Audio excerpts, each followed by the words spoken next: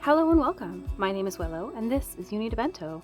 Here we discuss all things bento related, from recipes to reviews, tips, and even a little bit of history. Today we're looking at the bento colors from Bento & Co. It's a nice tall bento box. It was in their modern section. Has 3 sections with an outer casing, so you don't need a strap. Set that aside. Each one of these sections has a good sturdy lid. From what Bento & Co. say, this is all dishwasher safe, and these 3 sections are safe for the microwave. This obviously is not, and you wouldn't need to. We have the bottom section, which is slightly taller than the middle sections. The gasket, good and strong. Nice and deep. Now I paid $21.28 for these. I have 3.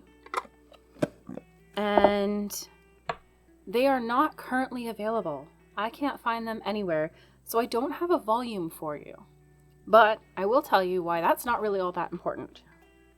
So when looking at these sections, the lid is fine. There's nothing functionally wrong. This is a preference of mine, but I'll tell you. So these are just at a weird depth that I don't really like. Rice balls. So if you look at the lid, I don't know if the camera is going to pick it up properly, but if you look at the lid, there's a ridge here. So the center of your lid sits down in. So the height that you get out of these, so about there, you're losing. Hi, Annie. Annie's back. She's done being hormonal. So there's a ridge here and a lip, so that the lid fits down inside, which is great for not leaking. However, you have to remember that anything you put in there, it can only come up to a little ways up to the edge.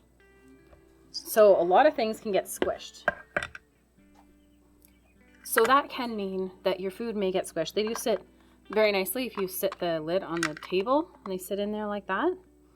But I don't know that you should be putting the underside of your lid on your table. Anyway, so these, if you'll notice, I can barely fit 3 fingers in there. They're very, very narrow, which is the biggest problem I have with them. They're very narrow, so if you are not in the habit of wanting to create any sort of art with your bento, these are just fine. But if you want that flexibility to put things side by side, this is not going to work for you. And this is why I personally don't really care for these ones.